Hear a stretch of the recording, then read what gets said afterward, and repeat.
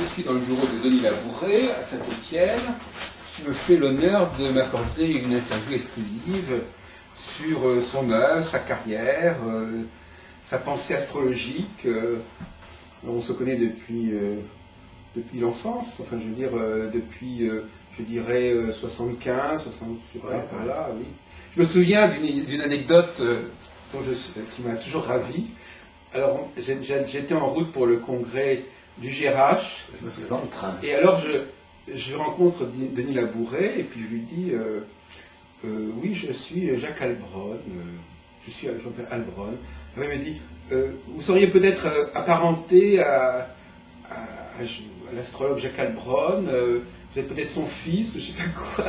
Parce que je sais pas, bon, j'étais quand même, comme j'étais un petit peu précoce, j'avais fait pas mal de choses, alors je devais avoir l'air très jeune à l'époque, et il me dit, non, attendez, vous devez avoir un lien de parenté avec un certain Heilbronn. Il ne voulait pas admettre que ça puisse être moi. Depuis, j'ai pas mal vieilli, mais à l'époque, il semblait que je ne correspondais pas exactement à l'image qui se faisait de mon propre personnage. Quand j'avais 19 ans à l'époque. Voilà. Et toi, quel âge? En 75, je dois en avoir 28. Oui. Mais bon, voilà. Bon, bref. Depuis, nos chemins se sont encore croisés, puisque en 84, le congrès de Lyon que j'organisais, on l'avait un peu organisé grâce à toi, où en fait, à l'époque tu travaillais à la Nouvelle Acropole, si c'est pas indiscret de le rappeler, tu avais des séminaires là-bas. Et ça nous avait facilité un peu, on avait cherché ça. C'était un congrès assez étonnant parce que bon, c'était les terres du GRH, etc. Et j'ai toujours eu un côté comme ça un peu provocateur d'aller. Mais ça c'est amusant parce que tout ce côté voyage, que j'en parlais tout à l'heure à Nguyen et à Brémorel, je disais que la question des voyages, à mon avis, est un élément essentiel de la prévision astrologique.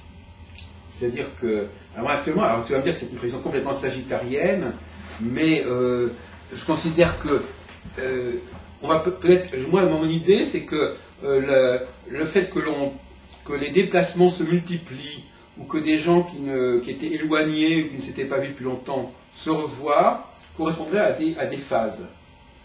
Et donc, par conséquent, certains moments comme ça vont générer une multiplication tout à fait inhabituelle de contacts, de rencontres, de pèlerinages, etc. C'est vrai, mais est-ce que c'est pas un phénomène qui est en baisse? Parce que lorsqu'il y a des tentatives maintenant d'élaborer des congrès, d'élaborer des rencontres collectives, c'est quand même en chute libre. Oui, mais justement, alors, premièrement, je répondrai de la façon suivante. Premièrement, en 78, par exemple, je crois que tu avais raté ce congrès, le congrès de Saint-Maximin. Oui. Alors, en 78, j'avais rassemblé quand même, alors c'était une période qui correspondait aussi à des phases, bon, on ne va pas revenir là-dessus, j'avais fait venir à Saint-Maximin, dans un trou complètement perdu, toute la crème des astrologues, etc. Donc cette idée de faire venir les gens, de les faire se déplacer, à un moment donné, ça renvoie à une sorte d'instinct grégaire, de transhumance, etc. Et ça peut prendre des formes diverses à travers les siècles, par exemple, à travers les décades. Là, par exemple, bon, là, on n'organise pas de colloque, mais d'une certaine manière, toute cette multiplication de rencontres que j'organise, tant à Bruxelles qu'à Lausanne, qu'à Nantes, qu'à Lyon, etc., c'est quand même un mouvement de rencontre qui est une autre forme, mais qui finalement, sur le plan concret que ça va donner des enregistrements. Ces enregistrements vont se retrouver sur le même site, et donc quelque part, il va y avoir quelque chose de cet ordre-là, mais qui ne sera pas évidemment le colloque, parce que le colloque c'est autre chose. On ne peut pas être et avoir été. Je veux dire par là que à l'heure de l'Internet, peut-être que le colloque n'a plus la même signification. Mais au contraire, ces enregistrements sur une période de 2 ou 3 mois, la fréquence des enregistrements dans des lieux extrêmement différents, c'est quand même dans la même logique, si tu veux, du déplacement, de la rencontre. Par exemple, à Lyon, par exemple, c'est extraordinaire. Il y avait ce garçon, Serge Brémorel, je lui ai fait rencontrer des gens qui sont à Lyon. il connaissait ni Franck Nguyen, ni Yvette Monnier-Giroud, donc ni d'ailleurs Muriel Mermet qu'on a rencontré aussi. Donc c'est quand même étonnant. Alors, donc des gens se sont retrouvés même dans la même ville, ils ne s'étaient pas rencontrés jusqu'à présent. Et moi, je ne sais pas ce qui s'est passé. C'est-à-dire effectivement le passage de Saturne sur Régulus au début de la Vierge a déclenché chez moi, mais aussi d'autres personnes qui sont venues me voir par ailleurs, pour des États-Unis, pour des raisons dans d'autres domaines. Ça a déclenché une sorte de fièvre, de déplacement, de rencontre, assez étonnante que je ne peux qu'observer comme ça, presque objectivement. Alors donc là, nous sommes bon, donc on a évoqué un certain nombre de souvenirs. C'est vrai que je me souviendrai donc du congrès de 78 à Lille, qui était un congrès international aussi, où je me souviens aussi des congrès à Nice. Oui. Voilà, enfin tout ça. Et puis le congrès, et puis il y a beaucoup d'enregistrements. Nous avons par exemple toute ta conférence que tu as donnée à Lyon, qui a été filmée. C'est à Lille que j'avais rencontré Jeffrey Cornelius, oui. Avec qui j'ai eu énormément de contacts et oui. dans les années qui ont suivi. Et absolument, oui. Qui a beaucoup marqué aussi. Oui, quand on organise des congrès, on déclenche, on ne maîtrise même pas toute la diversité des contacts qu'on peut faire. Hein. Mais les congrès, c'est déjà, le mot congrès d'ailleurs fait penser au mot conjonction. Parce que moi je suis un homme des congrès, mais de la conjonction. C'est-à-dire c'est un point de ralliement. Et c'est pour ça qu'en tant qu'organisateur des congrès, et en tant que quelqu'un qui cherche parfois à mobiliser, je m'aperçois de variations. Et ces variations, je crois que si j'étais pas un homme d'action, c'est-à-dire un homme qui a un rapport avec le public, la communauté, voire à un moment donné, si ça ne réagit pas, je pense que ma recherche astrologique serait moins intéressante. Je crois qu'il faut être prêt, il faut être soi-même dans l'action pour comprendre certains cycles. Quand on est un petit peu à l'extérieur, on voit des manifestations comme ça saillantes, mais on ne voit pas complètement la dynamique. Alors donc, puisqu'il nous rapproche aussi, c'était bien évidemment aussi notre grand scepticisme sur les planètes transsaturniennes. C'est aussi, malgré tout, notre intérêt pour les étoiles, même si on ne le fait pas de la même façon. En tout cas, je suis un stellariste, sinon un sidéraliste. D'ailleurs, j'ai été en Inde, j'ai même un diplôme d'astrologie indienne. J'ai été invité en Inde en 1976 par, je ne sais pas si vous avez entendu parler, de Chandrasekhar Thakur, et surtout, j'ai passé quelques jours avec B.V. Raman à Bangalore, toujours en cette même année 1976. J'ai fait des conférences d'astrologie en Inde. D'ailleurs, il y en a une qui a été filmée. Il y a une photo dans le guide de la vie astrologique, je ne sais pas si tu as remarqué à la fin. Et puis, on a aussi un grand goût pour l'Angleterre, pour l'astrologie Kodosh, enfin, bon. Enfin, et puis aussi, tu es historien tu as écrit sur les origines de l'astrologie, tu as écrit sur...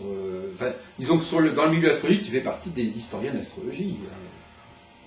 Oui, je fais partie des astrologues qui essayent de connaître et de se nourrir de leur tradition. Après, ce que j'ai pu écrire sur l'histoire de l'astrologie, je dois tout aux chercheurs en ce domaine. Oui. Disons, je me définis plutôt comme un pédagogue. Voilà, d'accord. Ce que les gens disent, c'est que donnez-lui un système compliqué à labourer. Il sera toujours avec lui, on pourra comprendre. Voilà. Donc je me considère comme pédagogue, pas comme chercheur au sens historien du terme. Donc pédagogue et praticien. Alors, en tant que praticien, c'est déjà un peu différent. Est-ce que tu fais de la pédagogie quand tu consultes? Ah oui. C'est-à-dire, est-ce que tu expliques comment tu travailles, quelles sont les règles du jeu? Parce que justement, souvent, j'ai remarqué que les astrologues ne font pas assez de pédagogie. Il y a tout tout d'abord,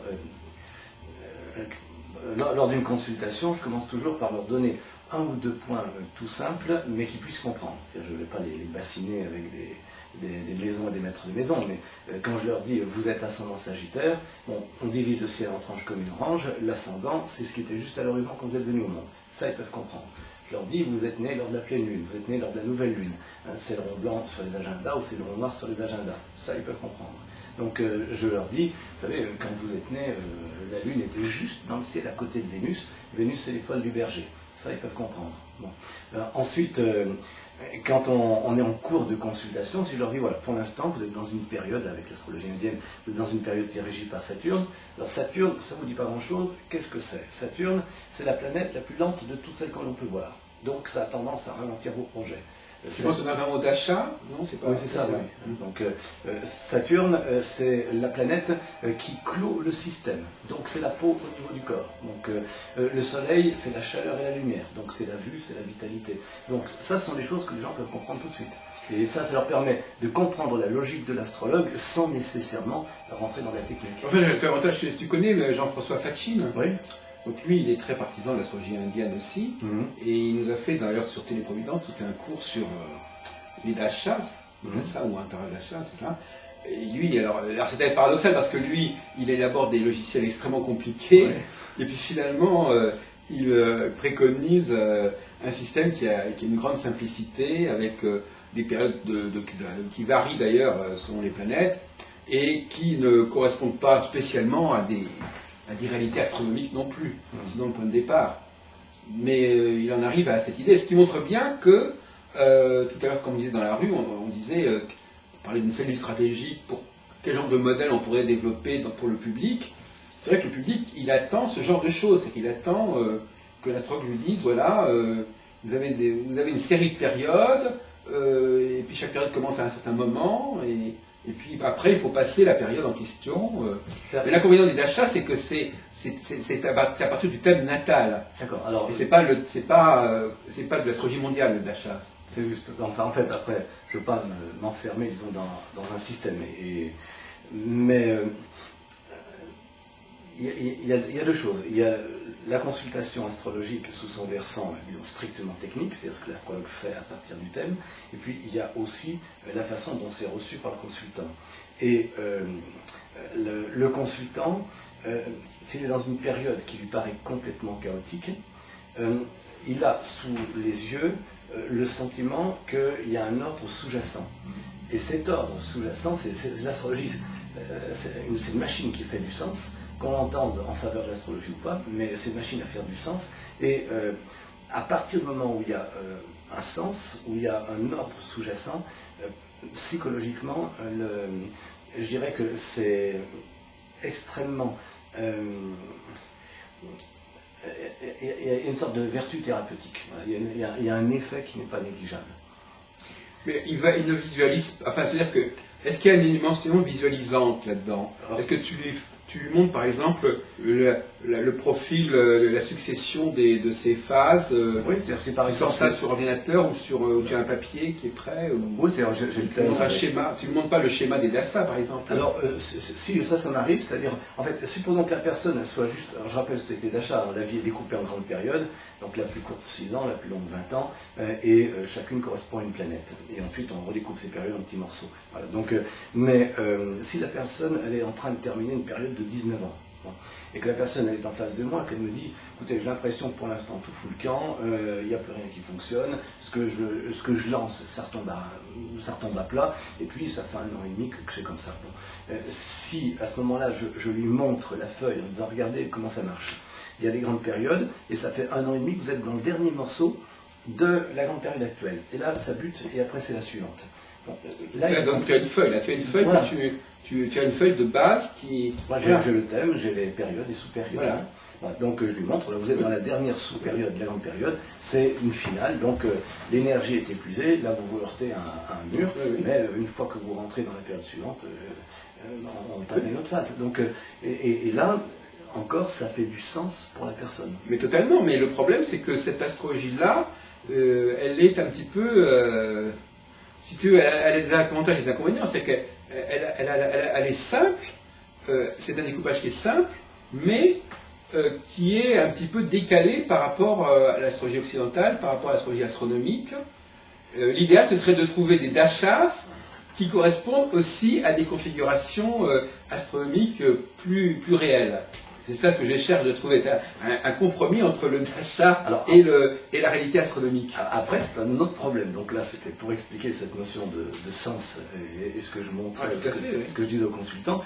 Après, si on rentre dans la question des techniques, alors tout d'abord, enfin, comme tout le monde le sait, je ne suis pas du tout enfermé dans un sidéralisme, drapeau en tête, militant. Hein. Donc moi j'ai aucun état d'âme avec ça. J'ai plusieurs instruments de musique et je prends celui qui, stratégiquement, me permet de mieux répondre à la demande de la personne qui est en face. Donc en astrologie horaire, quasiment toute l'astrologie horaire que je fais est en astrologie Et tropique. oui, voilà. Donc j'ai aucun état d'âme avec ça. Oui. Alors l'astrologie horaire, ta pédagogie, ce sera pas la même. Ah non, l'astrologie horaire, c'est très différent. Mais je veux dire, tu ne vas pas t'expliquer de la même façon. C'est totalement différent au niveau attitude. Hein. Mais bon, je pense que la première chose d'ailleurs que je dis quand on me pose la question, est-ce que je suis balance, est-ce que je suis scorpion, les éternelles questions avec les histoires zodiaques, c'est que dans le ciel, il n'y a pas de zodiaque. Voilà. Donc après, dans le ciel, il y a des planètes, c'est tout. Donc des planètes et des étoiles, enfin disons des points lumineux qui se meuvent plus ou moins rapidement, c'est tout. Dans le ciel, il n'y a pas de maison, il n'y a pas d'aspect, il n'y a pas de signe zodiaque. Donc à partir de là, maison, aspect, signe zodiaque, on est dans des grilles de décodage élaborées par l'être humain. Donc à partir de ce moment-là, que ce soit cette grille ou une autre, chacune a sa cohérence, chacune a son mode d'emploi. Il n'y a pas une vraie, il n'y a pas une fausse, ça n'a pas de sens. Par contre, si on dit Vénus est là alors qu'elle est ailleurs, là il y a un vrai et un faux. C'est tout. Mais il n'y a que les planètes et les étoiles qui ont une influence. Bien sûr, ça je suis d'accord là-dessus. Effectivement, on pourrait dire que d'une certaine manière, cette dialectique planète-étoile est fondamentale. C'est-à-dire que quand est-ce que l'astrologie est apparue? Elle est apparue lorsqu'on a découvert la différence entre les planètes et les étoiles. Et donc par conséquent, cette dialectique, prise de conscience qu'il y a des étoiles et puis il y a certaines étoiles qui sont errantes, à mon avis, c'est au cœur de la pensée astrologique. Donc quelque part, toute la théorie prévisionnelle de l'astrologie a dû naître de ce jeu entre un élément qui est fixe, un élément qui est mobile, et un élément mobile qui rencontre successivement des éléments fixes, des facteurs fixes. Et dans une réflexion, enfin, dans une carrière, je dirais, il y a toujours des rencontres avec des phrases clés, c'est-à-dire qui après sont source de cogitation. Alors, il y a une phrase d'un certain Jacques Albrun, je me souviens, qui avait écrit si l'homme était né aveugle, il n'y aurait pas eu d'astrologie. Et ça m'a énormément marqué pour la suite de la réflexion. Je ne me souviens pas de cette phrase, mais je l'adopte parce que je crois que le caractère de... Je crois j'en parlais encore ce matin, on nous parle beaucoup d'énergie, mais en réalité, le problème, c'est pas de savoir si les planètes nous transmettent une énergie ou pas. La question est de savoir si on les voit ou si on les voit pas, et si quand on les voit, et quand il y a des signaux, c'est parce que ce signal, il est particulièrement marquant. Quand par exemple une conjonction se forme progressivement, on la voit se former ou se déformer. Oui, et puis le mot énergie, on rentre dans un vocabulaire. Et puis on discute avec les scientifiques qui disent ouais, c'est pas la Tour Eiffel a plus d'énergie que Pluton. Ce qui est vrai de ce point de vue-là, je veux dire. Donc mais en revanche, les planètes invisibles, effectivement, on est quand même tenté de considérer qu'elles n'ont pas leur place de la même façon parce que l'humanité antique ne les a pas connues, donc elle ne les a pas intégrées, et l'humanité ne s'est pas habituée à décoder des signaux qui n'étaient pas dans son champ de vision. Oui, puis je pense qu'il ne faut pas inverser les choses, c'est-à-dire que tout d'abord, la notion de planète invisible, sur quels critères retient-on certaines et pas d'autres? Donc, c'est-à-dire par exemple sur quels critères retient-on un Pluton, qui n'est plus considéré comme planète maintenant, depuis 2 ans, mais retient-on Pluton et sur quels critères ne retient-on pas des astéroïdes entre Mars et Jupiter? C'est quoi? C'est la taille, c'est le poids, il faut qu'on nous explique les critères, là, les critères de choix. Donc ensuite, il faut aussi tenir compte du fait que je pense que si les astrologues étudiaient l'astrologie en regardant le ciel, il y aurait déjà beaucoup moins de systèmes fantaisistes.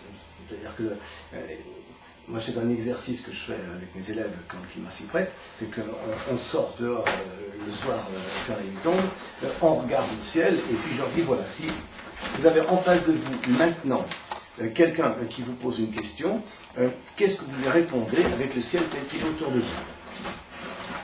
Donc voilà, vous avez la lune, elle est là-bas, tout d'abord, elle est dans quelle maison?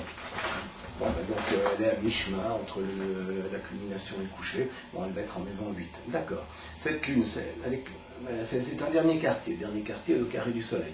Donc, puisqu'on sait chaque année où est le soleil à chaque instant, donc vous savez dans quel signe elle se trouve. Pas de problème. Bon, Maintenant, regardez cette lune, vers quoi elle va, de quoi elle vient, de quelle étoile ou vers quelle planète. Bon, on voit de quelle étoile elle vient, vers quelle étoile elle va. Bon, maintenant, qu'est-ce que vous répondez au consultant qui vient de poser la question? Qu'est-ce que le ciel vous dit? Qu'est-ce que le ciel vous montre? C'est astrologie, c'est pas astro-influence, c'est astrologie, c'est-à-dire quel est le discours de l'astre en cet instant, maintenant, tout de suite là.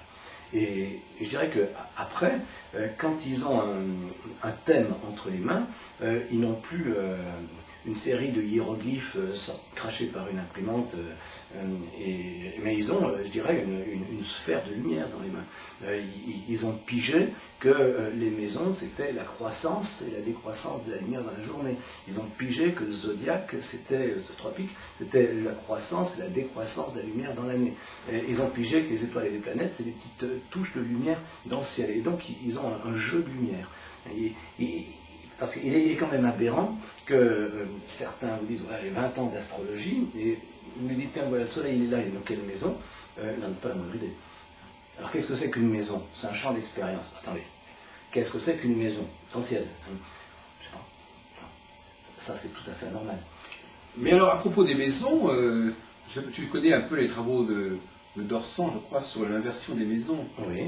Je trouve que c'est pas inintéressant comme idée. C'est-à-dire que c'est quand même toujours gênant de placer, par analogie, les maisons 7 à 12 au-dessus de l'horizon qui correspondent qui correspondent d'un point de vue analogique aux saisons que seraient l'automne et l'hiver, par exemple. Alors, ça ne te gêne pas ce genre de paradoxe ou au niveau de la pédagogie en tout cas? Alors, je reprends ce dont il s'agit là, c'est-à-dire c'est la numérotation des maisons. Donc la numérotation des maisons, on a deux façons de la concevoir, c'est-à-dire que soit on numérote les maisons une fois tracées sur le thème dans le même ordre que les signes du zodiaque, et c'est ce qui se fait, soit on dit voilà, il y a un mouvement diurne qui balaye les maisons en sens inverse. Alors, qu'on numérote les maisons en sens inverse, moi c'est complètement égal, c'est une simple convention. Je rappelle quand même que dans l'Antiquité, les maisons n'ont pas de numéro, elles ont un nom. Oui. Vita, Lucrum, Fratresse, etc. Mais malgré tout, même quand elles ne sont pas numérotées, oui. Par exemple, la maison Fratresse, elle va se retrouver sous l'horizon normalement. Oui. Oui, c'est ça. Donc c'est quand même un problème, parce que malgré tout, il y a aussi la symbolique des maisons qui doit correspondre.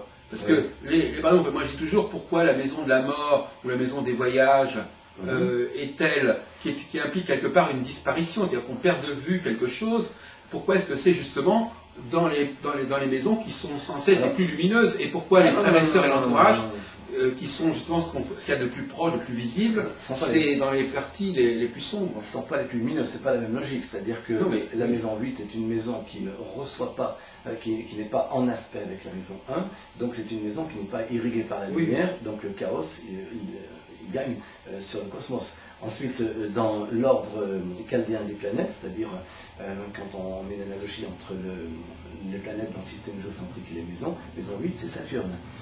Donc il y a d'autres raisons aussi qui font les attributs. Oui, non, mais je suis bien d'accord, il y a d'autres raisons. De même que par exemple, dans l'axe, par exemple, si on prend le cas de l'axe Cancer-Capricorne, bon, effectivement, moi je dis toujours, pourquoi le Cancer, signe d'été, est-il en rapport avec des comportements qui sont des comportements plutôt hivernaux, de rester chez soi, cloîtré quand il fait mauvais chez soi. Il y a là des choses un peu étranges aussi. Moi je travaille beaucoup sur les traits régents du duc de Berry, sur les iconographies des calendriers, on voit que l'on a besoin du feu, on n'a pas besoin du feu spécialement en été, on a besoin du feu pour se réchauffer l'hiver par exemple. C'est vrai, mais tout dépend des critères qu'on utilise, la question de savoir quels sont ceux qui sont pertinents. Ce qui est sous-jacent dans ce que tu es en train de dire là, c'est comment dire ça? C'est l'analogie entre les signes et les maisons. Et là, je suis bien d'accord que la ritournelle maison 1 égale bélier, maison 2 égale taureau, au niveau des analogies, est une ritournelle qui ne repose sur rien. Parce que sinon on se retrouve effectivement avec la maison 4, le fond du ciel, qui est au lieu le plus profond de la nuit, et en analogie avec le solstice d'été, donc du Cancer, et vice-versa pour ce qui est du milieu du ciel, qui est en analogie avec le solstice d'hiver.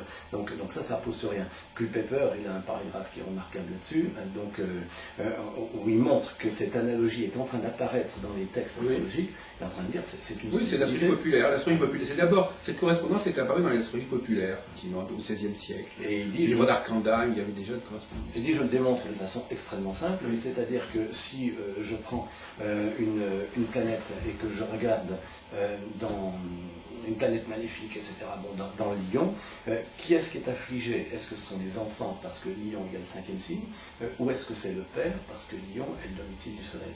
Et il propose cette expérience-là pour justement montrer que le dispositeur, c'est-à-dire le propriétaire du signe, est la clé dans cette affaire, et non pas l'analogie avec les maisons.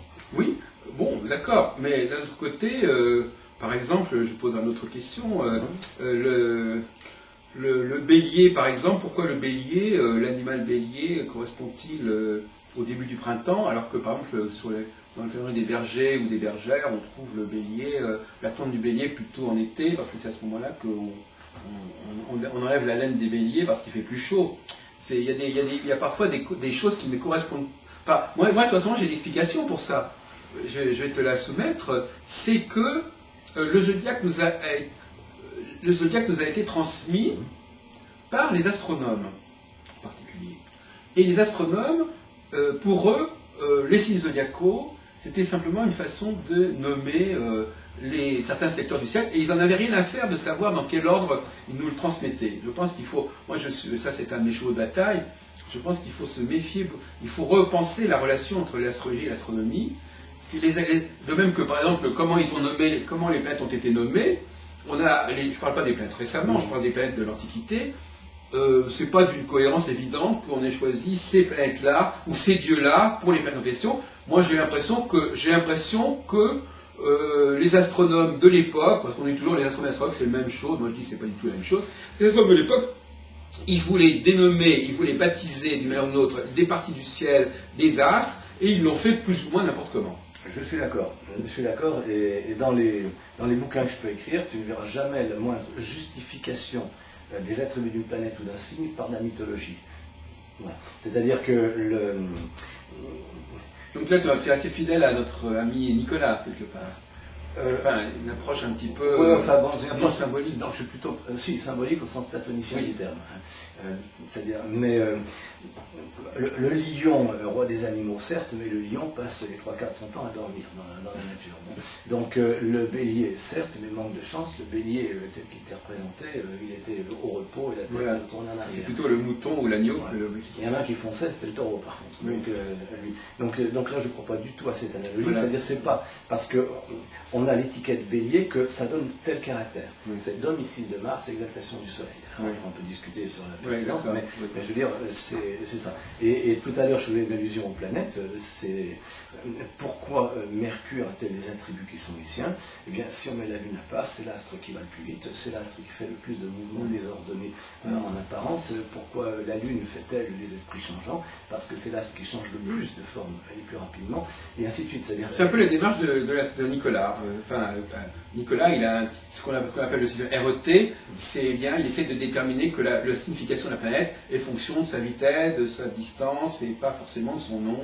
Oui, mais je crois qu'il se sentirait moins néoplatonicien que moi. Peut-être. Mais en tout cas, c'est la notion de symbole. Ça fait partie de l'école française d'astrologie, c'est plein des éléments de l'école française d'astrologie, d'avoir voulu reformuler toute la symbolique sans passer par tout ça, mais en retrouvant plus ou moins quand même. On va faire un petit crochet par Gauquelin. Oui. Alors Gauquelin... qui était un homme charmant. Oui, je l'ai bien connu, je ne dis pas le contraire. Qu'est-ce qu'on peut dire de son travail 50 ans après sa parution? Est-ce que je peux rappeler une petite anecdote? Je pense que c'était un congrès que tu avais organisé, je crois. En 87 ou en 78, oui, parce que... En 87, ça va être en 87. Oui, c'est ça. Donc on a toutes les cassettes. Ouais. Gauquelin était venu faire... C'était au couvent Saint-Jacques. Ouais. Voilà, le congrès des Dominiques. Et on avait passé une bonne partie de la nuit à discuter tous les deux. Ah bon, ça c'était hors congrès. C'était hors congrès. Et donc il avait fait une conférence sur ses travaux, et j'avais fait une conférence sur l'astrologie horaire, il me semble. Où est-ce que vous aviez passé la nuit? Non, dans un salon. Ah, oui. Voilà. Et on avait passé une partie de la nuit à discuter. Et alors il me disait, quel enthousiasme, il me disait en même temps, dommage que je n'y crois plus. Et crois plus à même ses propres travaux, il Non, disait non, ça. non, par rapport à ce que sur l'astrologie horaire, Ah bon? etc. Bon. Et alors on s'était échangé un livre, et donc j'avais dédicacé enfin, la tétrabible de Ptolémée dans la tradition de Ah oui, Bourgogne. d'ailleurs, le facsimilé. Voilà, le facsimilé que j'avais fait réimprimer. La loge de France. Voilà. Et puis, donc lui m'avait dédicacé un de ses livres. Donc c'est là qu'il avait marqué à Denis Labouret. J'admire l'enthousiasme de la jeunesse, dommage que je n'y crois plus, quelque chose de ce genre-là.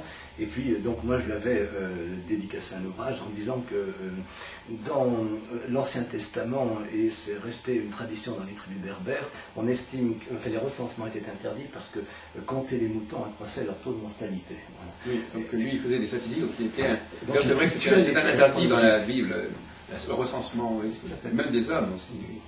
Et voilà, donc, mais alors ça c'était, je dirais, une taquinerie de part et d'autre, parce que vraiment on avait passé une soirée tout à fait remarquable avec un. Je suis très content, ça fait partie des retombées que je ne contrôle pas. Mais c'est vrai que c'était. On a vraiment gardé précieusement, alors on a je crois que 22 cassettes du congrès en question, qui devraient normalement être un jour ou l'autre mises en ligne sur Téléprovidence, parce qu'on n'a pas renoncé à mettre des cassettes audio. Mais globalement, enfin en dehors de cette anecdote, est-ce que... par exemple, ce qui est assez amusant, c'est que Gauquelin, par exemple, n'a pas trouvé de vérification pour les mettre au-delà de Saturne, par exemple. C'est juste. Mais ni d'ailleurs sur Mercure. Et d'ailleurs, là, on voit une contradiction, je dirais, d'un discours, enfin, ceux qui prétendent à une astrologie dite scientifique, c'est-à-dire que dans un discours public, ils vont citer les travaux de Gauquelin de telle manière à s'en servir comme argument, et ensuite n'en tenir absolument aucun compte. En disant, il n'a pas eu le temps de chercher. Lorsqu'ils sont face à un thème, c'est-à-dire à partir de là, il faut une certaine cohérence, c'est-à-dire où on estime que ce que Michel Gauquelin a fait n'est pas une mesure de l'effet astrologique, c'est autre chose, tout à fait louable, mais autre chose, ou alors on estime que c'est de l'astrologie, et à ce moment-là, on tient compte des résultats et des non-résultats qu'il a obtenus. Oui, de la même façon pour les maisons aussi. C'est juste. Effectivement, puisque lui, il inverse, alors carrément, il inverse effectivement aussi le... oui, bon, enfin, de toute façon, moi je ne suis pas là spécialement pour exposer mes idées là-dessus, mais je voulais simplement savoir. Alors, donc finalement, oui, j'ai bien connu à une époque Raoul Mello, Oui. puisque j'avais organisé en 91 un congrès à Montluçon, et j'avais filmé, je crois, la rencontre à côté de Moulins, je crois, il était là. C'est quelqu'un qui était important pour toi. Je dois à Raoul Mello d'avoir tracé mon premier thème astrologique. Oui. C'est-à-dire qu'il habitait à Saint-Étienne, la même rue que moi. Il m'avait parlé de toi à l'époque, c'était donc il y a 17 ans. Voilà, donc la même rue que moi, rue de la Riche-Landière. À Belle-Rive, il habitait, là, c'est ça. Non, ensuite. Oui, Voilà, ensuite, je sais. Mais moi, quand je l'ai connu, donc, il était à Saint-Étienne, dans la même rue que là où habitaient mes parents, et quand j'étais adolescent, et en 71, s'il faisait 15 ans, donc voilà. Donc j'ai trouvé un petit papier dans une librairie de Raoul Mello qui enseignait à tracer le thème astrologique gratuitement à ceux qui voulaient. À la manière sidérale. Alors à la manière sidérale, avec des constellations inégales. Et donc j'y suis allé et j'ai appris avec Raoul Mello, avec les éphémérides de Muchery qui donnaient la position des planètes pour tous les 10 jours. À l'époque, c'était l'époque héroïque. On savait tracer les thèmes à la main, donc j'ai tracé mon thème. Et de la même façon que quand on lit le journal de Mickey, Picsou, là, son sou fétiche, la caméra ne peut pas le voir, mais le thème qui est là-bas, sous la pique, c'est le premier thème que j'ai tracé dans ma vie avec Raoul Mello, justement, donc avec des constellations inégales. Voilà, tu peux décrocher si tu veux. D'accord. Donc c'est le sous-fétiche, c'est le talisman. Voilà, donc ça c'est le premier thème que Denis Labouret a tracé. C'était ton propre thème? C'était mon propre thème, donc, et on remarquera qu'au moment de ma naissance, eh bien, se levait la constellation Ophiuchus, le porteur de serpent. Oui. Voilà, puisque avec Raoul Mello, donc, il utilisait les 13 constellations d'inégale étendue. Donc je lui dois mes débuts en astrologie. Et ça a aussi influé aussi plus tard sur le fait que que j'ai beaucoup utilisé, j'utilise toujours beaucoup, le zodiaque sidéral. Alors pas en constellation inégale, mais le zodiaque sidéral, parce que effectivement... Alors, le zodiaque sidéral, en constellation de nom, alors ça veut dire que tu choisis un point stellaire de départ, oui. Et après tu le subdivises de façon égale. C'est ça. C'est-à-dire qu'il y a une matrice duodénaire, cette matrice, on peut l'accrocher sur des points fort différents, et ensuite l'utiliser avec un mode d'emploi adéquat. C'est ça, donc c'est ça. Il y a une matrice, c'est les 12 signes, et ça, on le greffe, on l'articule sur ce qu'on veut. Voilà, exactement. Une sorte d'alphabet. C'est juste. L'alphabet sémantique. Je n'accorde aucune réalité objective au sens physique du terme à ces notions-là. Mais je leur attribue une efficacité, ce qui est fort différent. Alors pour revenir à l'astrologie horaire, son fondement, c'est quoi, son fondement théorique? C'est-à-dire par opposition à l'astrologie natale ou génécliaque. Revenons dans l'Antiquité. Les gens ne connaissaient pas forcément l'horreur des naissances déjà. Puis même plus que ça. Revenons, je dirais, avant que les aristotéliciens aient tout compliqué. Ouais. Donc, je traverse la Grèce pour aller consulter l'astrologue de demain. Bon, j'ai le choix entre celui qui observe le vol des oiseaux et celui qui regarde les astres. J'arrive, j'ai traversé la Grèce. Donc, je me pose devant l'astrologue qui est là et je lui pose la question, vais-je gagner la bataille? Est-ce qu'il va me répondre, ça dépend, vous êtes né quand? C'est idiot. Donc, vais-je gagner la bataille? Il regarde le ciel et il répond, après avoir regardé le ciel, ce que le ciel est en train de lui dire. Donc l'astrologie horaire, c'est simplement ça, c'est-à-dire que on utilise la position du ciel, enfin un instantané du ciel, au moment où l'astrologue est investi de la question par son consultant. C'est ce qu'il a validé, hein, c'est-à-dire que ce n'est pas la première fois que le consultant se pose la question, puisque le type il a traversé le pays pour aller voir l'astrologue. Moi, si on me téléphone pour prendre une consultation, il y a bien longtemps que la personne se pose déjà la question. Donc je dirais que l'ovule n'est activé qu'avec le contact avec le spermatozoïde. Voilà. Donc c'est à partir de ce moment-là que... Et donc l'astrologue, c'est l'ovule en fait. L'astrologue, c'est l'ovule. Mais alors si toi-même, tu es ton propre astrologue, oui. Ça sera le moment où tu poses la question, ça sera aussi le moment où tu feras le thème. La relation avec l'astrologie. Donc il n'y aura pas la... Mais alors justement, parce qu'on en avait parlé un peu avant d'enregistrer, on pourrait revenir sur du flot de Dario, donc toi tu es très content que l'astrologie, qu'on ne soit pas trop en dette par rapport aux anglo-saxons à propos de l'astrologie horaire. Enfin, je pense que alors, la question des anglo-saxons est une chose et je trouve dommage qu'on ait eu une astrologie francophone. Je dis bien francophone et pas nécessairement française, parce que des Georges Antares, des Gustave Lambert, Brailly, c'était des Belges, etc. Donc, qu'on ait eu une astrologie francophone qui a été tout à fait remarquable et dont on ne tient pas grand-chose. Et ça doit être ressuscité. C'est-à-dire que la génération qui a 30 ans aujourd'hui en astrologie est coupée de sa propre tradition. Alors après, il y a Dario, et là, ça nous ramène sur l'astrologie horaire, et il faut bien voir que il y a une trentaine d'années, il n'y avait plus d'astrologie horaire dans ce pays, quasiment. Qu'est-ce qu'il y avait? Il y avait le livre de Hadès, et il y avait le livre de Amblin. Oui. Donc, et c'était tout. Tout le reste datait d'avant la Seconde Guerre mondiale. Donc il n'y a plus d'astrologie horaire. Et non seulement il n'y a plus d'astrologie horaire, mais il y avait certains congrès où si on prononçait le mot prévision, le mot astrologie horaire, des gens sifflaient, des gens claquaient la porte.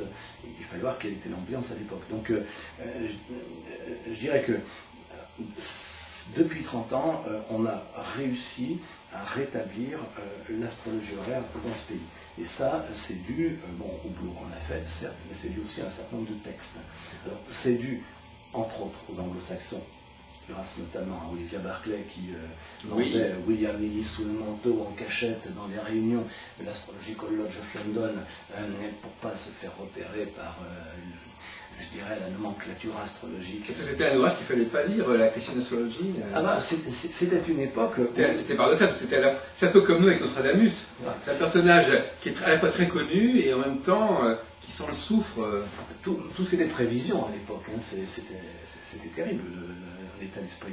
Et donc, elle avait photocopié, la British Library, elle avait photocopié donc, le Christian Astrology, et qu'elle reliait avec des rivets, et puis donc elle vendait la photocopie à qui voulait. Ensuite, elle a fait son cours de QHP, Qualified Horary Practitioner, que j'ai suivi, mais c'était Olivia Barclay, avec un caractère. Là, j'aurais beaucoup d'anecdotes à raconter sur Olivia Barclay. Oui, je connais un petit peu, à ce point-là. Et je vais raconter une tout de même. Alors, le cours d'Olivia Barclay, il y avait 12 leçons. Et il y avait 12 leçons, moi, il m'a fallu 7 ans pour en venir à bout. Voilà. Mais je fais partie des 40 sur les 400 inscrits qui ont le diplôme en finale. Ah ben quand même. Alors, je donne un exemple deux exemples d'Olivia Barclay, pour l'anecdote, ça reste à la postérité. Le premier exemple, elle donnait par exemple dans un devoir 5 thèmes horaires. Si je faisais, je suppose que c'est la même chose pour les autres, donc s'il y avait une erreur, c'est-à-dire un des thèmes, la réponse était fausse, elle en donnait 5 à la place, c'est-à-dire que si les 5 étaient fausses, c'était 25. Voilà. Et on recommençait comme ça se démultipliait. Et quand on rouspétait, elle avait un caractère de chien, quand on rouspétait, elle nous disait « The QHPs are always right ». Donc les diplômés, enfin les qualified. Elle pensait à trouver, à former progressivement des gens complètement fiables. Voilà, exactement. Et tu penses que c'était une bonne méthode qu'elle avait? Je pense que ceux qui ont supporté la méthode, en tout cas, avaient une certaine compétence au bout. Alors je vais donner une autre anecdote, mais que j'ai rapportée dans mon livre Astrologie horaire. Oui. Donc j'allais en Écosse, en voiture pour des vacances au mois d'août, et elle habitait vers Douvres. Donc j'avais écrit en disant voilà, on va à Douvres, on va en Écosse, est-ce qu'on peut passer vous voir, ça me ferait plaisir. Bon. Alors, première réaction très anglaise, nul besoin d'aller en Écosse, il y a des sauvages là-bas. Ça, c'est britannique, très anglais, pardon, pas britannique. Et puis, elle me dit, mais vous passez à la maison, il n'y a pas de problème, vous pouvez coucher à la maison, il n'y a pas de problème. Bon. Et donc, je fais 13 heures de route, donc de Saint-Étienne à Calais, donc Calais le bateau, et puis ensuite on arrive chez elle, épuisé, j'avais fait mes 13 heures de conduite. J'étais avec un ami, un copain, et on arrive chez elle, il était 9h du soir, quelque chose de ce genre. Donc on lui dit bonjour, et comme j'étais complètement crevé, j'avais qu'une envie, c'était de rester tranquille. Donc, on lui dit bonjour, et je lui avais envoyé quelques jours avant un des devoirs justement d'astrologie. Et elle prend le copain par la manche, elle le met devant un magnétoscope, elle lui colle un film sur les pyramides, moi elle me met devant la table de la cuisine, elle me sort le devoir en me disant il y a des erreurs dans le devoir, vous n'irez vous coucher que lorsque vous aurez fait le devoir juste. Et jusqu'à 1h du matin, la bourrée, qui devait avoir 40 ans à l'époque, donc a planché sur un stapel de papier comme un écolier, jusqu'au moment où la prof était satisfaite. C'est étonnant tout ça. Alors on parlait de pédagogie, mais alors là, la pédagogie astrologique. Et je rappellerai quand même, au moment de sa mort, elle est morte d'une recrudescence d'un cancer. Et donc juste au moment de sa mort, il y avait Mike Edwards et puis quelques autres personnes. Et elle s'est relevée sur son lit et puis elle a fait goodbye et puis elle est retombée. Ça c'était... mais ça fait partie des grands personnages, donc elle a fait beaucoup. Il y a aussi Annabella Kitson qui était aussi un personnage étonnant.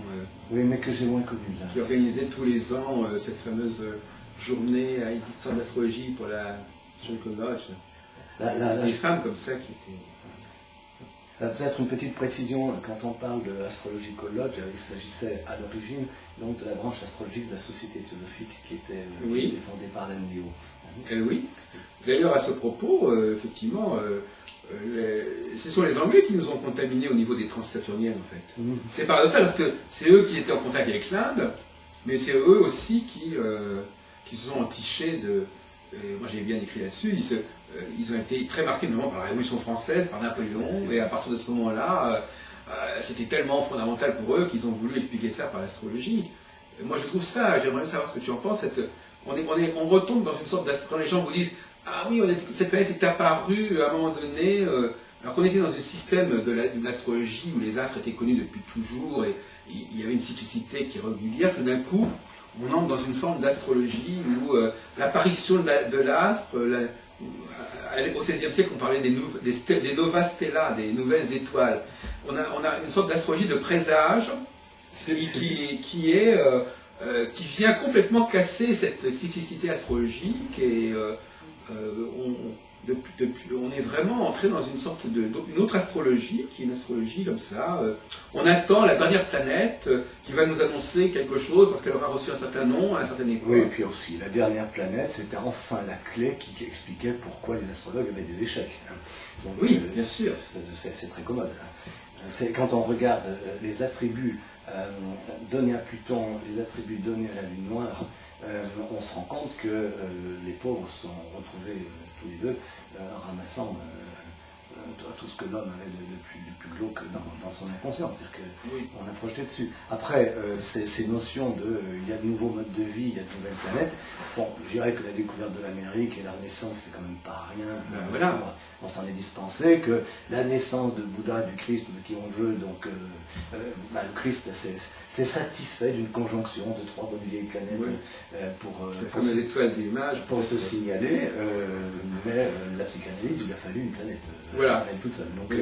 Donc il y a une certaine incohérence, et je rappellerai en sens inverse, donc la prédiction du cardinal d'Ailly, qui annonce que l'ordre des lois et des religions, enfin des sectes, comme on disait à l'époque, sera renversé dans ce pays en l'an 1789. Il n'y a pas besoin d'Uranus pour le savoir. Voilà, et c'est un demi-millénaire à l'avant que c'est écrit ça.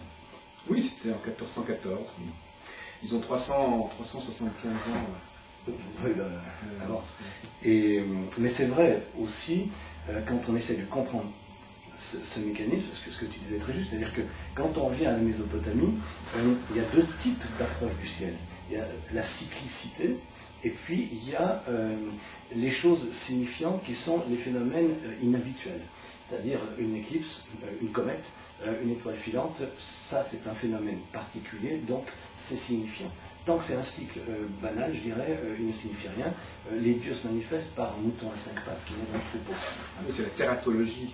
Donc à partir de là, il y a peut-être une résurgence de ça dans la notion de nouvelle planète, c'est-à-dire quelque chose se passe d'inhabituel dans le ciel. On est dans l'oracularité, parce que bon, elle a reçu un nom, etc. Ouais. Mais est-ce qu'on ne se rapproche pas un peu d'astrologie horaire par certains côtés?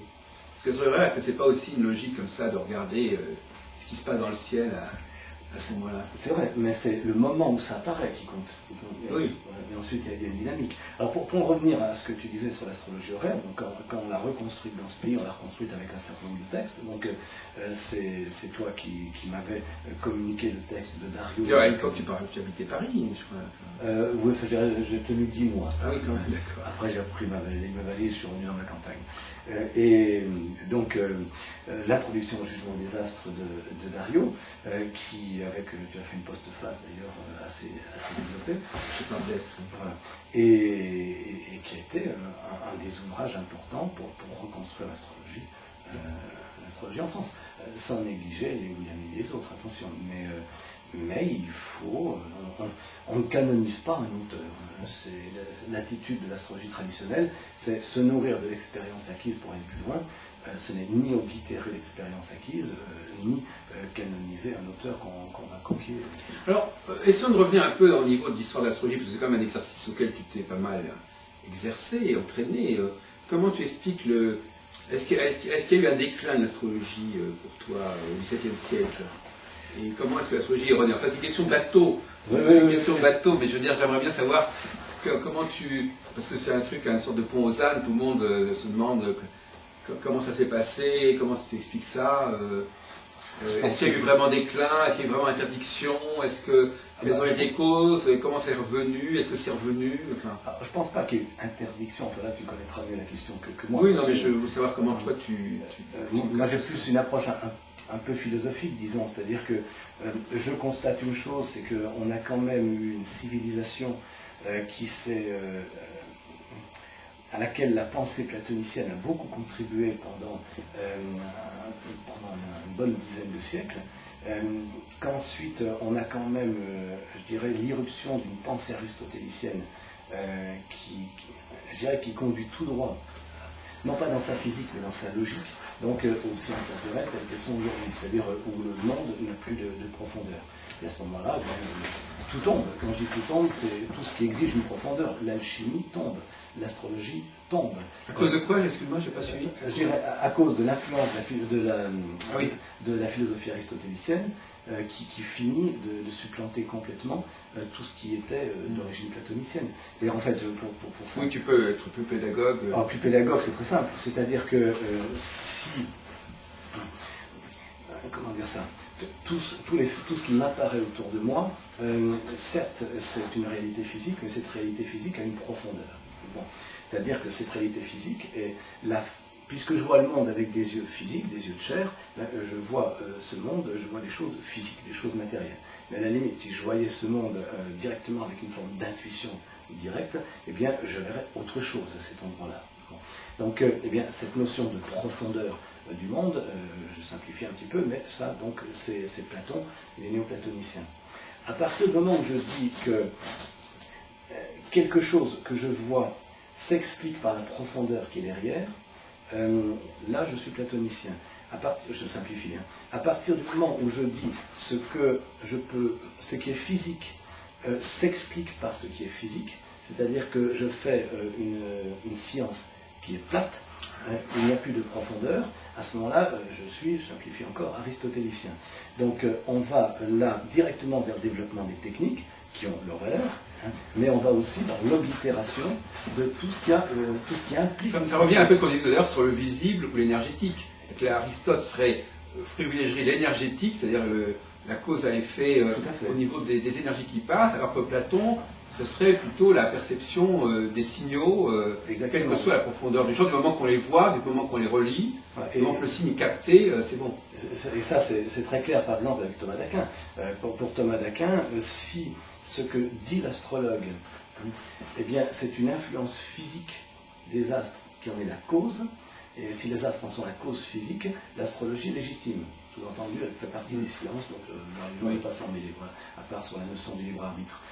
Mais si ce que dit l'astrologue, l'astre en est le signe et non pas la cause, à ce moment-là, l'astrologie était légitime parce que c'est divination. Parce que je ne comprends pas, mon cher Denis, j'ai l'impression que les astrologues d'aujourd'hui sont aristotéliciens. Complètement. Ils se veulent aristotéliciens.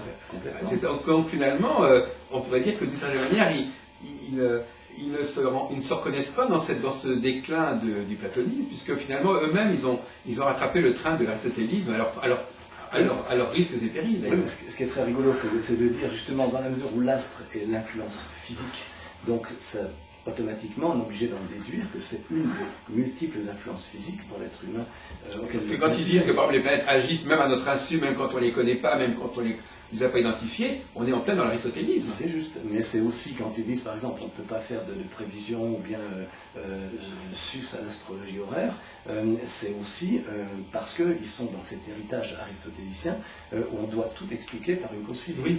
Mais ce qui est intéressant, c'est que les mêmes qui affirment ça se prétendent très libérés, très en avance, très modernes, et en réalité ils sont exactement soumis aux interdits catholiques, aux interdits qui précèdent. Et ça, c'est assez extraordinaire.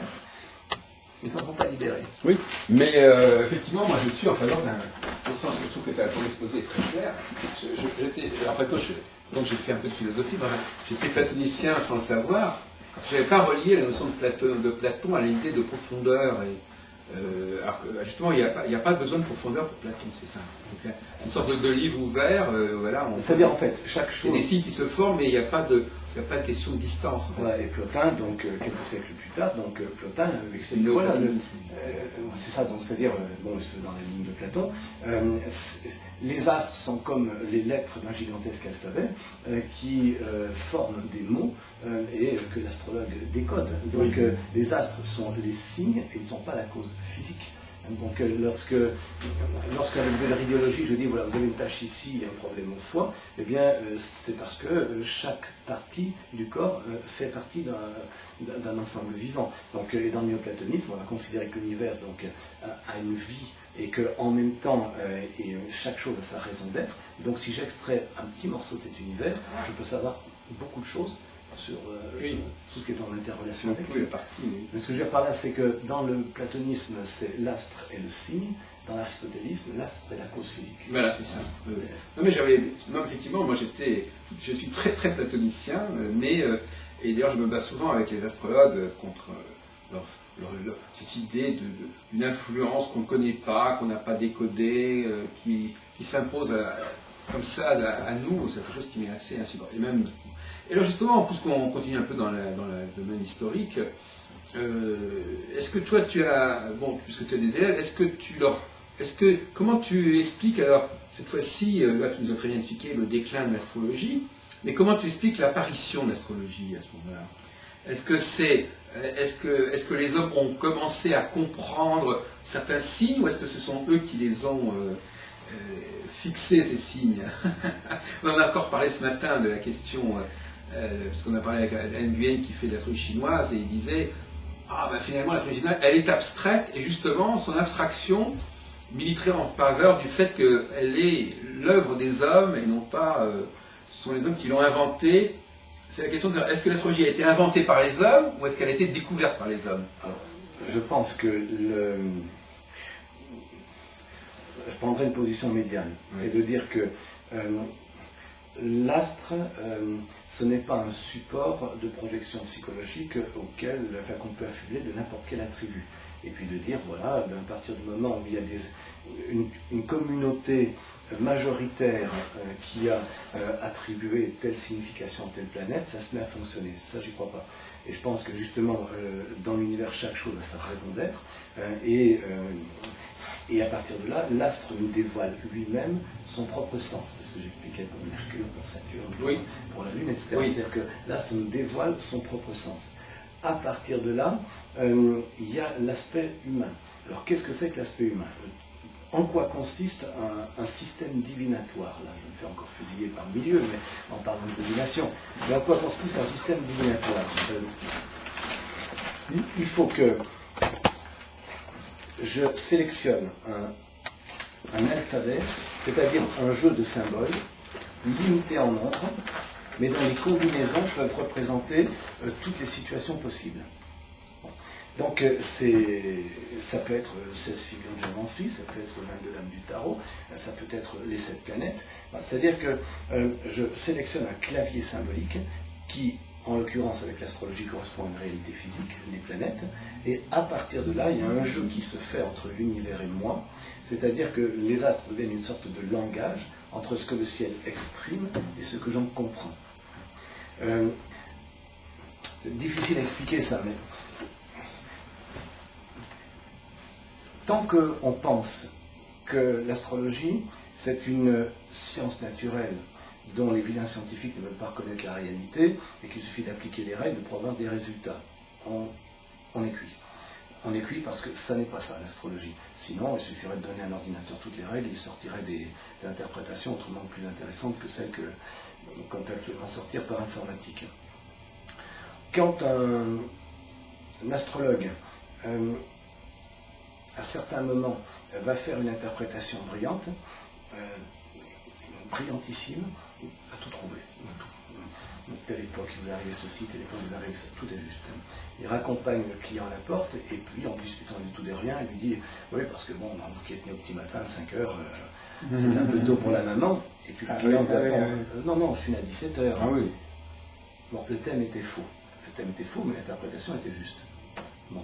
Tant qu'on refusera de s'occuper de ces questions-là, on n'arrivera pas à comprendre ce qu'est véritablement l'astrologie. C'est-à-dire que, quelque part, le thème est une sorte de rite, de marchepied, qui permet d'induire un état particulier dans lequel il y a un décodage du ciel. Voilà. Cet état particulier, il est chez l'astrologue? Ça le met dans un état particulier lui-même? Alors, c'est un état, Plotin dirait, de surconscience, c'est-à-dire que ce n'est pas du tout un médiumnique, on ne perd pas conscience du tout, simplement, c'est un état où je n'ai pas de recul par rapport à moi-même, c'est-à-dire à un certain moment, je me mets à lire le thème, je lis le thème, il n'y a pas de problème, seulement, une maison, elle a de multiples attributs, donc la maison 5, c'est la petite amie, c'est les enfants, c'est les gens de bourse, c'est tout ce qu'on veut. Bon, donc, il y a un moment donné, l'astrologue n'a plus le recul vis-à-vis de lui-même, c'est-à-dire une auto-réflexion, et il va dire un certain nombre de choses. Il va systématiquement choisir le bon attribut, et il est mu par une certaine forme d'enthousiasme, au sens étymologique, enthéos, c'est-à-dire quelque chose qui se passe à l'intérieur de lui, un dieu à l'intérieur de lui. Voilà. Et là, il sait, en le disant que c'est juste, en plus, avant même que le client en face ait répondu quoi que ce soit. Et Et ça peut durer 5 minutes, ça peut durer 10 minutes. Bon, et là, il est dans un état un petit peu de surconscience. Si à ce moment-là, il se dit, là je suis bon aujourd'hui, il faut que ça continue. Il a fait une réflexion par rapport à lui-même, c'est-à-dire il a pris un recul par rapport à lui-même qui casse la machine. Et là, ça ne fonctionne plus, après c'est banal, c'est ce qu'on peut dire. Alors, ça, ce que je dis peut paraître bizarre, mais c'est vrai dans n'importe quel métier, enfin, un vrai métier. Quand je dis un vrai métier, je ne parle pas de profession à la chaîne, c'est un vrai métier où on maîtrise l'acte du début à la fin. Entre deux champions sportifs, quelle est la différence? Ce n'est pas la compétence technique au niveau où ils sont. C'est qu'il y a un moment donné, il y en a un qui va être joué par quelque chose. Possédé, peut-être. Voilà, joué par quelque chose, et l'autre ne l'est pas. Et il va faire le geste juste, au bon moment. Bon. C'est vrai pour un art martial, c'est vrai pour un sport, c'est vrai pour le ferronnier, c'est vrai pour le cuisinier, c'est vrai pour tout artisanat, j'allais dire. Oui. Bon, eh bien, ça, c'est ça l'astrologie. C'est ça l'acte de l'interprétation. C'est pour ça qu'il n'y a pas d'astrologie sans astrologie. C'est-à-dire qu'en fin de compte, il y a une sorte de... Moi j'appelle ça... c'est comme dans l'apprentissage du langage, par exemple. L'enfant entend ses parents parler, mais il n'apprend pas comment parler. Il faut qu'il trouve en lui-même quelque chose qui fasse écho avec ce qu'il a sous les yeux, ce qu'il entend. Donc il y a le culturel qui va réveiller à quelque chose de beaucoup plus viscéral, beaucoup plus instinctif, qui va inviter la personne à trouver en elle-même des ressources qui ne lui sont pas données, en fin de compte. Il y a un rapport de cause à effet entre ce qui va éveiller sa conscience et sa conscience elle-même, mais ça sera différent. Il faudra qu'il reparte de lui-même et non pas, donc finalement, il va travailler sur lui-même, en lui-même, et pas et ce qu'on va lui présenter de l'extérieur, c'est effectivement... en fin de compte, c'est une façon de réveiller la conscience divinatoire de la personne. Mais cette conscience divinatoire, cet état, comme je dis, le cuisinier le connaît, le champion sportif le connaît, le musicien le connaît. Si le musicien doit réfléchir à ce qu'il est en train de jouer, il est mort. Il fait de la mauvaise musique. Donc, c'est à partir du moment où il est porté que quelque chose se produit. Je dirais, l'astrologie, elle est là. Et justement, le fait de refuser de voir cet aspect-là, puisque tu connais bien donc, ce qui se fait en Angleterre, quand il y a des programmes de recherche qui sont en université ou en marge de l'université, ce ne sont pas des programmes d'astrologie scientifique, ce ne sont pas des programmes d'astrologie psychologique, ce sont des programmes de phénoménologie de la divination. C'est-à-dire, qu'est-ce qui se passe quand l'astrologue est en train d'interpréter un thème? Qu'est-ce qui se passe là? On va s'arrêter là, parce qu'on va changer de cassette. Ça fait 1 heure. Donc...